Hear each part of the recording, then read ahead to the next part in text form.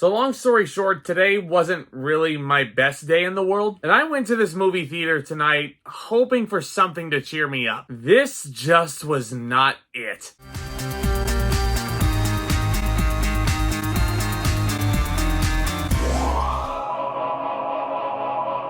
The Nun II is the sequel to a pretty boring horror movie from 2018. It's the latest in the Conjuring universe, directed by veteran of the franchise now, Michael Chaves. This is the guy who brought you The Curse of La Llorona and The Conjuring 3, The Devil Made Me Do It, the latter of which is actually pretty decent in my opinion. And this is set in 1956 France, where a priest is violently murdered, and Sister Irene, once again played by Taissa Farmiga, who is certainly related to Vera Farmiga, begins to investigate. She once again comes face to face with a powerful evil, the titular nun herself. Now, why did I go and see this movie in the theater? Number one, because a lot of you have been clamoring for my thoughts on this thing, so I appreciate your guys' patience in advance. Number two, like I said, I had a pretty rough day overall, so I wanted to go to the movie theater, one of my happy places. And number three, even though I wasn't fully anticipating this big ol' sequel, because let's face it, I'm sure the two of you who loved the first Nun movie were clamoring for the rest of the saga to be told, and then everyone else who's sane on this planet was going into this hoping for something like Annabelle Creation. Because be honest,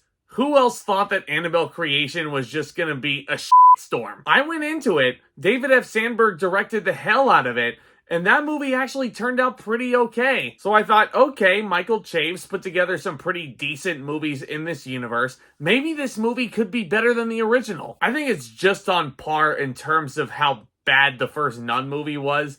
The Nun II was just so freaking boring. I'm sorry, I hate to be the bearer of bad news for a lot of people, but I could not get into this thing. Now, I will give this movie some credit where it's due. The cinematography, the blocking, and the direction, pretty solid all the way around. The performers are certainly trying. Taissa Farmiga is certainly Vera's sister, and she has a lot of potential. I mean, every time I look at her on screen, she's the spitting image of her older sister, and I think she's really good with the scenes she's given. Storm Reid in a supporting role, really freaking solid. Everything else about this movie, though, guys, just story-wise, it feels to me like this was just a gigantic sequence of events with smoke and mirrors to scare a casual audience. And from the looks of things, my auditorium looks like a more casual movie-going, scary movie fan audience. It looks like the type of audience that would be really, really, really easy to scare. And once this movie was over, I was really thinking about it on this drive home.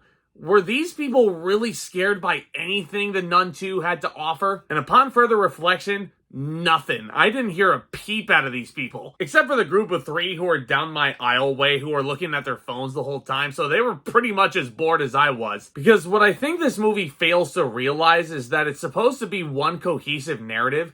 This is trying to be like 2 or 3 separate movies all at once. And it's like, I can't get into any of these characters if you can't center your focus on one thing. If I've said it once, I'll say it a million times more also. Fear is going to be subjective. I did not find anything in The Nun remotely scary. Same thing with this sequel. It's right on par with the original. Nothing scary in this movie for me. Because these are like the easiest, lightest, shittiest jump scares you could ever imagine. Also predictable as well, because I'm sitting there, you know, the nun will pop up, for example, and I'm like, oh, okay, there she is. Is she gonna jump out at you? Is she gonna scare you? No, not yet. Oh, there it is. Yay. Okay, big jolt of music. You did it. You did it, movie. That's approximately 100% of the scares that you get here. Once the movie finally decides to become focused around the third act or so with about 20 minutes left, it's like, okay, you know, I sort of see where you're going with this. But then once the final credits roll, what do you really have to gain from The Nun II? And upon further reflection, you really have nothing to gain watching this thing. All except for a few things.